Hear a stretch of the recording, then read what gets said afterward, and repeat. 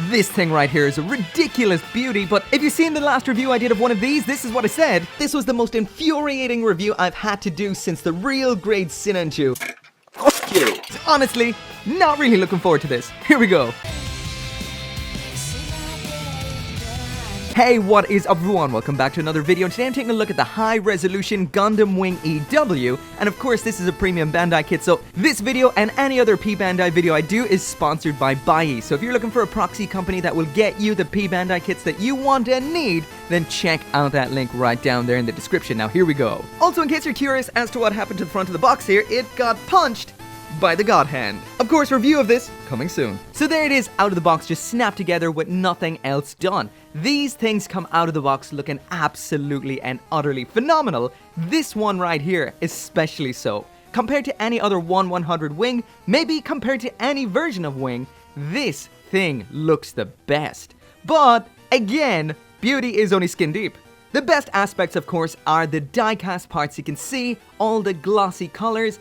All in all, it just looks so good. They've really made the wings around back look even more bird-like than we would have seen before, and I will compare it to some of the older versions later on, and this, without a doubt, visually blows them all out of the water. But before I get into that, let's talk a little bit more about high resolution. So right here we've got what is essentially the history of high resolution. These are the 3 kits that were released, or at least the 3 full market releases of high resolution kits. So what we've got here is the high resolution Barbatos, the high-resolution Gundam Wing Zero EW, as well as my favorite of the bunch, the high-resolution Gundam Astray Red Frame. So I will mention, in order of the way that they're going right here, they go from, well, these 2 are kind of crap and this one is awesome, that's all I can say. So these ones started out with a little bit of growing pains. The Barbatos looks absolutely great. As you can see with the Wing Zero Custom, that looks fantastic as well. And over here, the red frame looking great, but they all have visual design differences to the original designs. I will mention that these do have an inner frame, which is a figure. So this is not just a full model kit, this has a figure for an inner frame, just in case you don't know. This is what the one from the kit I'm reviewing today looks like. This is from the Wing EW, and it is exactly the same inner frame that we would have seen with 2017's Wing Zero Custom right here. So the reason I don't have the Wing Zero Custom in this lineup is because that is a variant of this. There also is a variant of this as well, which is the Barbatos 6th form, I think. And there is a variant coming up with this bad boy right here, which is a full release, and that is the absolutely awesome black and red Astray Noir. Cannot wait for that. But anyway, this is a line that has a lot of problems. It's all form over function.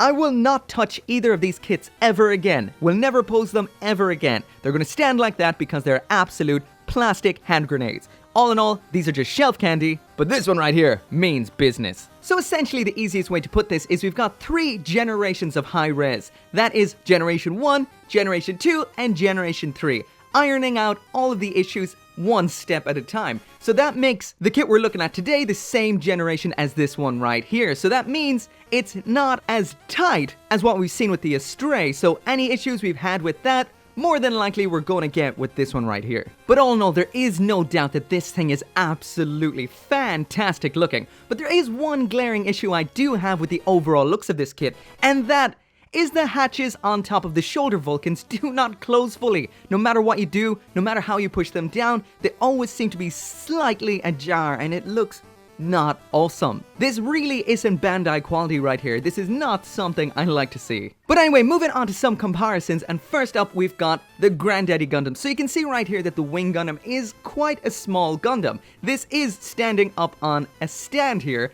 This is a bit on the back heavy side, so that's why it is on that. The stand is not included. There it is, standing side by side with your standard sized action figure. And I know that the comparison that everyone wants to see is the comparison with the Master Grade 1/100 version of this suit. Because essentially, this kit, the high resolution, is almost 5 times more expensive than the Master Grade. And everyone is going to want to know, is it worth it? Especially with aftermarket prices. And honestly, visually, I would say it is definitely, hands down, just look at that thing. Personally, I'm not a huge fan of the aesthetics of the Master Grade. It looks a little bit squished, a little bit hunched at the shoulders. The wings are just big planks of plastic that do nothing, which I will take a look at a little bit later. But all in all, I feel it really is a kit that needs a 2.0. Not necessarily a high res like this, just a 2.0 would be perfect. But anyway, let's dive in deep with the 1/100 comparison right here. Let's take a look at each part absolutely individually just to see the sort of upgrades the high resolution has. So first off, taking a look at the head, and as you can see, the high res is destroying it outright. We've got some nice color separation on the head, that gray on the camera splitting up the white. We don't have any stickers on the high res, it's all green clear parts in the V-fin crest as well as the head camera. Those awesome wing ears this time are a lot pointier, and also on the high resolution we have these little fold out sections, so we do have a moving gimmick up here that you don't see on the master grade. And finally, I have to mention that the eyes on the high res are much nicer too, not just your standard sticker, these are painted on the pre-assembled inner frame. Moving down to the torso now, once again the high res wins out completely. Well, besides those shoulder hatches. At least they stay closed on the master grade. But the clear parts again look great. The chest sensor there in that absolutely fantastic looking clear part mounted in die-cast metal. And my favorite aspect about this is the way they've separated out all the parts of the waist, which looks so damn epic. Moving on up to the shoulders now, and once again the high res wins out hands down. We've got those hanging little armor sections on the front there. The general design of these, the flaring up of the shoulders, the points, the colors, that glossy finish, all in all looks so much better. When we move down to the arms then, it's a massive difference. Completely massive difference. The standard master grade has just square arms. Of course, as usual with high res, they do get a little bit flashy with the redesign, so it's not very accurate to the line art, but these rounded sections on the arms as well as the more dynamic new style hands all just look fantastic to me. Down at the waist unit then, and they've made this section on the crotch a little bit smaller, looks a lot nicer. The general armor shape on the skirting armor front and sides is longer, sharper, and definitely a lot edgier looking.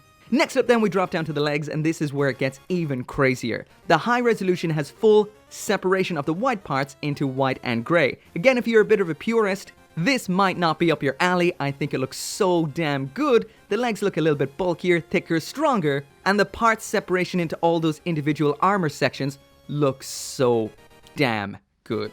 But lastly, and I'm going to take a look at them absolutely separately for this, is the wings. On the standard version, the wings are just like big planks of plastic. Sure, there's a lot of color separation on here, but they don't do anything whatsoever. As for the articulation, they can move up and down here, flip in and out here, and the best aspect about these wings, sadly enough, is the fact that it can prop up the kit. That is it. However, we move on over to the high res, and probably the worst aspect about these wings is the articulation isn't quite as good when it comes to moving them up and down at the backpack. They can move in and out here, slightly up and down here, but the best aspect is this bend at the wing. It can pull out at this section, which looks so cool, but the best aspect is the fact that it can fold in and out ever so slightly at this point, which really does give it a bird wing vibe. It looks so natural, looks so much better in bird mode, and even looks fantastic here. This redesign of the wing, I love. So cool. So all in all, at the end of the day, there is no competition here. This doesn't look 5 times better than the master grade, it looks 10 times better. Anyway, moving on into the accessories, and here is the high res. What was that? Anyway, moving on into the accessories, and here is the high-res wing with everything that it comes with. And taking a quick overview of all of that, we've got the shield, we've got that big old buster rifle, we've got 2 cartridge pods, 2 beam sabers, and as for fingers, we've got 6 swappable parts as well as the 2 already in there for a total of 8. But anyway, as for the hands included in here, these are the swappable finger types with a moving thumb like this. So in order to change them, they pop out like this. So we did have the widespread hands we saw already. We've got a pair of standard fists. We've got a pair of holding hands like this, which don't have a tab in them. No trigger finger. And a pair that have what look like a mild trigger finger and a bit of a tab in there for holding a weapon. So moving on to the equipment, and we've got the shield round on back looking great. Some excellent detail here in grey. We've got a bunch of attachment parts, which I'll talk about in a bit. Flipping around to the other side then, and look at that color. That red is extreme. The white is split up into white and grey, and the detail is phenomenal. Like I mentioned, around the back we've got 2 attachment points. These are for the beam sabers. You can see where the beam saber bit attaches. I'll show you that in a bit. As for how this attaches, we have this little segment here. Plugs in just like so. To attach that then, that just attaches onto this little segment right here, like that. So oddly enough, this is quite a low-fitting shield, it seems. So anyway, that right there is what that looks like attached. So next up then, we've got the pair of beam sabers. These are just a standard handle. They're in this scummy green, and these date all the way back to 2000. So these are almost 20 years old. And when not in use, just pop off the, come out, handle, and then they can be stored in the underside of the shield just like this, which is pretty cool. There is one, and there is two. Next up then we've got the cartridge pods, not one, but two. The cartridge pods are in that same awesome gloss white as the rest of the kit. The cartridges themselves, they are in a black. They can be removed just like so. And then they attach around to the rear of the arm on here, like that. Looking pretty awesome. That was the first one. This right here is the second one. And again, looking good. So next up then is the main event when it comes to weapons with this, and of course that is the Buster Rifle. Looking pretty good in yellow, grey, black, and that blue. The color textures are great. The grey itself is in a matte, the yellow is in a somewhat semi-gloss, and the blue is an absolute pure gloss. Looking great. In order to attach it, you do have to take out this whole segment section right here. That then comes apart into two sections. This is the handle. The fingers then attach into that like this. Attach that into the hand. This one's a little bit hard to pull off, but it does attach in ridiculously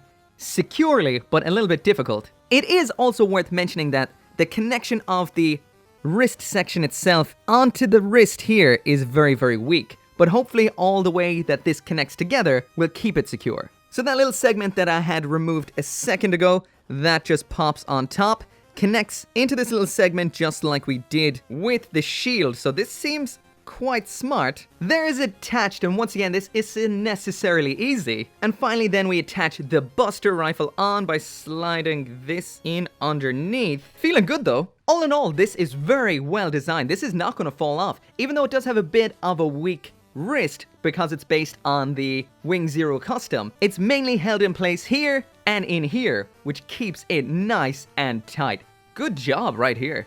So right there it is with everything attached on it. So all in all, I have to say I'm so impressed so far. I haven't gotten into the nitty-gritty of the articulation as well as the transformation, but just out of the box with everything attached onto it, this is impressive and quite the upgrade to what we saw with the last version of the high-res.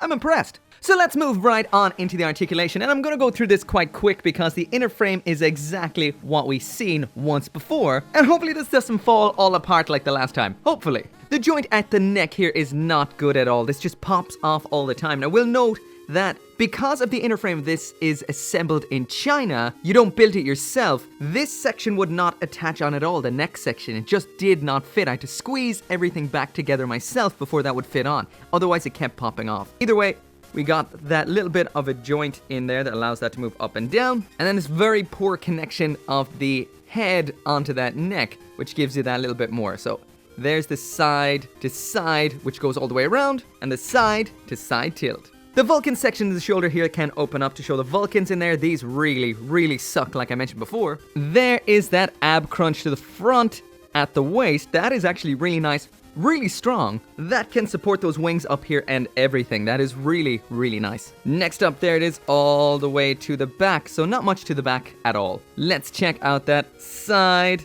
to side. Not bad. And as for that waist rotation, we've got side to side, so that's pretty good too. At the shoulder, we've got that full rotation there all the way around. As you can see in there, the shoulder is separate to the upper arm. We've got that up and down in there, so when that is actually parallel to the ground, this is what you get. Not bad.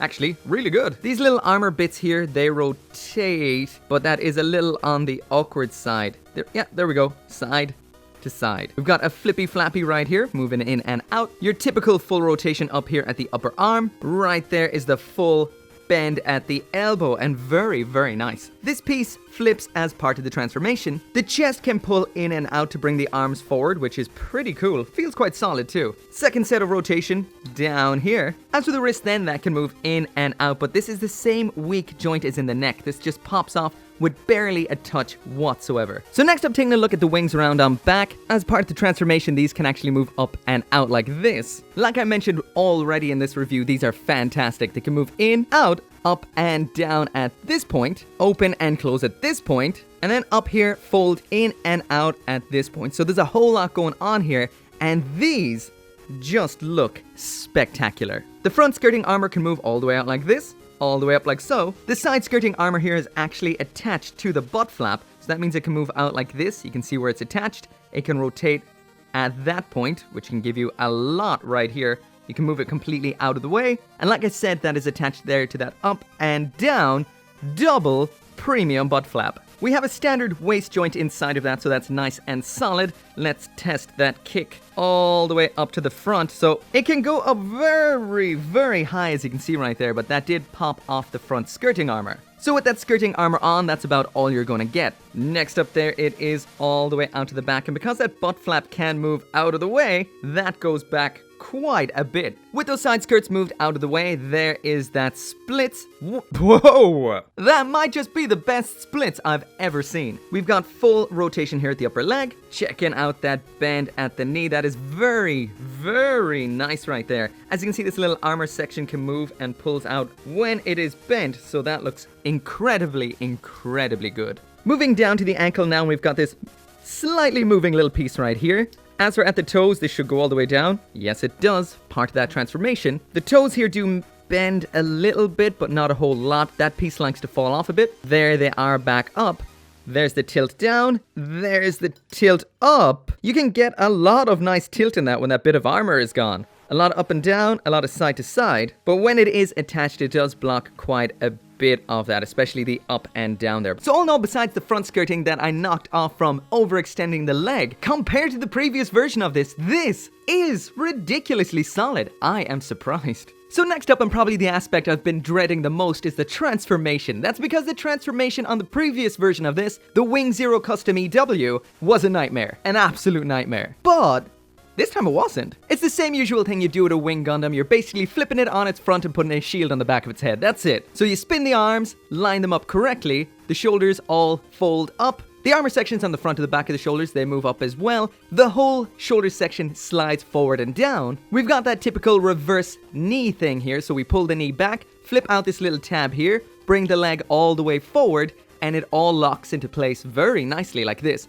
Then we flip down the toes and the armor above the ankles, flipping around to the back then, and we drop down the wings on the back, line them up just the right way. Next up, we attach the Buster Rifle to the shield, then the shield attaches around back just onto this little slot on the backpack between the wings, and then what was the top section of the Buster Rifle, that flips down, hiding the head ever so slightly. The last two things we do then is flip down these little talons on the arms, pop on the pair of cartridge pods, tip that action base forward so we got it in a flying position, and there we go. And all I can say is I'm shocked on two different fronts right here. One, nothing fell apart whatsoever. Solid as a rock, and I'm blown away. The second is, for a shield on the back of the head style transformation, which I loathe, this actually looks quite good. I really do like this. It's got killer wingspan, the colors look crazy, the armor separation, everything just looks so good. And even though you can tell it is just kind of a folded up Gundam, it's folded up in a smart way. No twisting at the waist, no twisting at the head. All in all, I really do like this. Simple and effective, and it does look great. Color me impressed. So that right there is it for the review, and I have to admit, I'm absolutely and utterly shocked. This right here is gold tier. I would have given the other version, the Wing Custom EW, bronze. It was just such a pain in the ass, and I hate touching the thing.